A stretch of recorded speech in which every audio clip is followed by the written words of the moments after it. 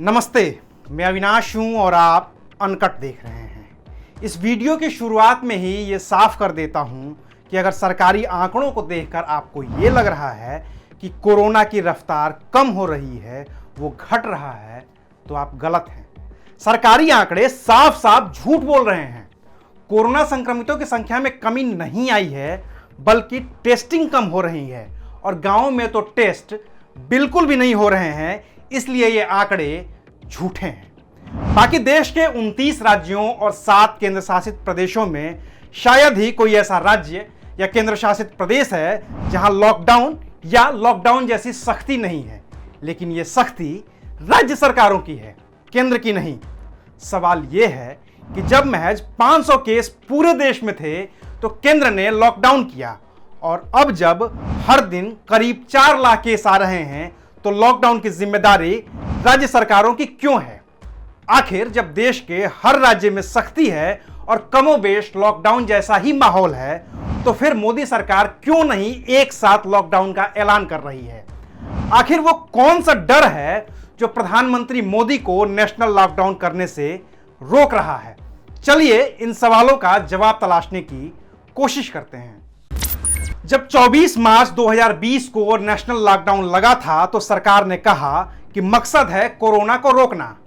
Corona तो नहीं रुका, लाखों लोग बेरोजगार हो गए, हजारों मजदूरों को रातों रात अपने घरों के लिए निकलना पड़ा। कोई साइकिल से, कोई रिक्शे से, कोई ठेले से, तो कोई पैदल ही निकल पड़ा हजारों किलोमीटर की यात्रा पर। कुछ लोगों की रास्ते में ही मौत हो गई, कुछ लोग घर पहुंचते पहुंचते मर गए।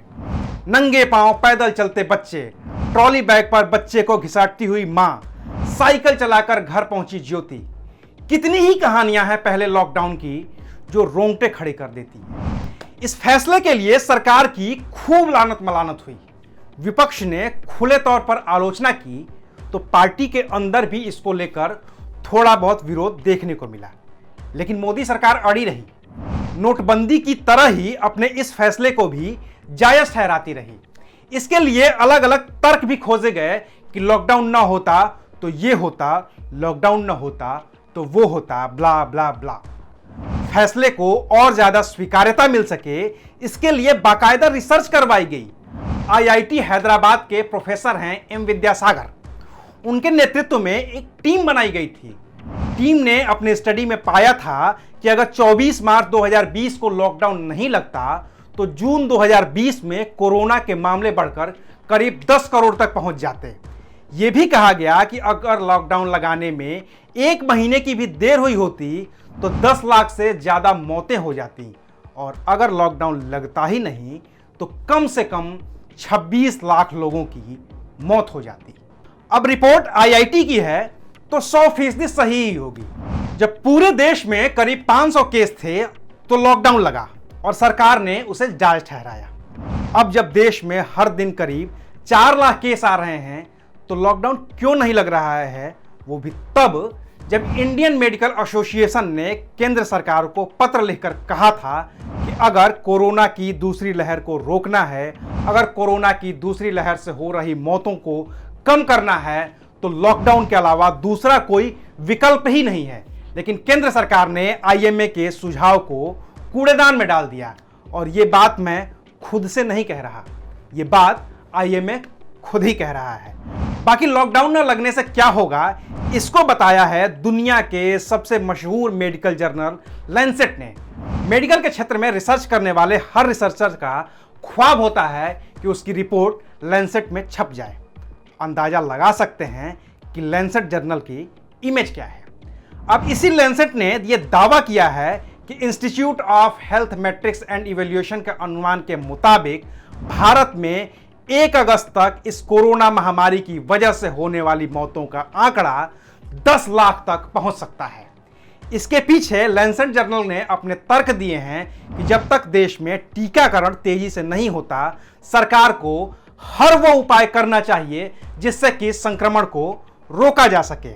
इसके लिए देशव्यापी लॉकडाउन भी किया जा सकता है। हालांकि लैंसेट ने भारत में बेकाबू हुई कोरोना की लहर के लिए सीधे तौर पर प्रधानमंत्री नरेंद्र मोदी को ही जिम्मेदार ठहराया है। लैंसेट ने लिखा है कि दूसरी लहर की चेतावनी के बावजूद धार्मिक आयोजन और राज्यों में चुनावी रैली के दौरान लाखों लोगों को इकट्ठा किया गया, जो सुपर स्प्रेडर इवेंट बन गया। बिना किसी तैयारी के 18 साल से ज्यादा उम्र के लोगों के वैक्सीनेशन का ऐलान कर दिया गया, जिससे वैक्सीनेशन की सप्लाई ही कम हो गई और ज्यादा जरूरी लोगों को भी वैक्सीन के लिए पैनिक होना पड़ा। बाकी तो प्रधानमंत्री मोदी के लिए इस जर्नल ने इतना सख्त लिखा है कि हो सकता है कि भक्त प्रजाति या यूं कहें कि अंधभक्त प्रजाति के लोग इस जर्नल को ही देशद्रोही करार दे दें। खैर, उससे इस जर्नल को कोई फर्क नहीं पड़ता, वो अपना काम करता रहेगा। बाकी तो उसे यह लिखना इसलिए पड़ा है क्योंकि जिसके जिम्मे काम करना था उसने अपना काम ठीक तरीके से नहीं किया। भारत के स्वास्थ्य विभाग ने वो जरूरी कदम नहीं उठाए जिससे कि लाखों मौतों को रोका जा सके। हालांकि अगर अब भी सरकार चेत जाए और सही कदम उठा लिए जाएं तो आने वाले दिनों में लैंसेट ने जो कहा है कि और 7 लाख लोगों की मौत होगी, उस आंकड़े को थोड़ा कम किया जा सकता है, ठीक ठाक कम किया जा सकता है, आने वाली मौतों को रोका जा सकता है। इसका उपाय भी बताया है अमेरिकी स्वास्थ्य विशेषज्ञ एंथनी फाउची ने। फाउची अमेरिकी राष्ट्रपति के स्वास्थ्य सलाहकार हैं। उन्होंने राष्ट्रपति रहे डोनाल्ड ट्रंप को भी सलाह दी थी। डोनाल्ड ट्रंप ने सलाह नहीं मानी और अमेरिका का कितना बड़ा नुकसान हुआ वो सबके सामने है। ट्रंप का क्या नुकसान हुआ वो भी सबके सामने है। चुनाव हार गए, अब उन्हें कोई पूछने वाला नहीं है। बाकी फाउची ने भारत के संदर्भ में कहा है कि जैसे चीन ने अपने अस्थायी अस्पताल बनाकर अपने यहां कोरोना को मात दी थी, ठीक वैसा ही काम भारत को भी करना होगा। उसे और ज्यादा अस्थायी अस्पताल बनाने होंगे, वेंटिलेटर लगाने होंगे, बेड्स लगाने होंगे, ताकि गंभीर कोरोना मरीजों का इलाज हो सके। इसके लिए फाउची ने सेना का इस्तेमाल करने की भी बात कह दी है। हालांकि फाउची का यह साफ तौर पर कहना है कि भारत में कोरोना का कहर रोकने का सिर्फ और सिर्फ एक ही तरीका है और वो तरीका है वैक्सीनेशन। इसके अलावा फाउची ने नेशनल लॉकडाउन लगाने की बात पर भी जोर दिया है। लेकिन इस बार प्रधानमंत्री मोदी लॉकडाउन का ऐलान करने से बचते नजर आ रहे हैं। देश के नाम संबोधन में पीएम मोदी ने कहा था कि लॉकडाउन आखिरी रास्ता है, आखिरी विकल्प है। हमें देश को लॉकडाउन से बचाना है। मैं राज्यों से भी अनुरोध करूंगा कि वो लॉकडाउन को अंतिम विकल्प के रूप में ही इस्तेमाल करें।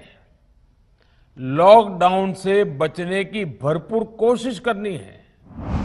लेकिन सवाल यह है कि उस आखिरी रास्ते का इस्तेमाल कब किया जाएगा? आखिर इंतजार किस बात का हो रहा है? इस बात का कि संक्रमितों का आंकड़ा और बढ़े, या फिर इस बात का कि मौतों का आंकड़ा और बढ़े, या फिर इस बात का कि इस बार के लॉकडाउन के लिए पीएम मोदी को जिम्मेदार न ठहराया जाए, उनकी छवि बेहतर बनी रहे और देश उन्हें लॉकडाउन लगाने के फैसले के लिए याद न करे? जवाब आप भी तलाशिए, हम भी तलाश कर रहे हैं। आपको मिलेगा तो हमें बताइएगा, हमें मिलेगा तो आपको बताएंगे। तब तक देखते रहिए अनकट।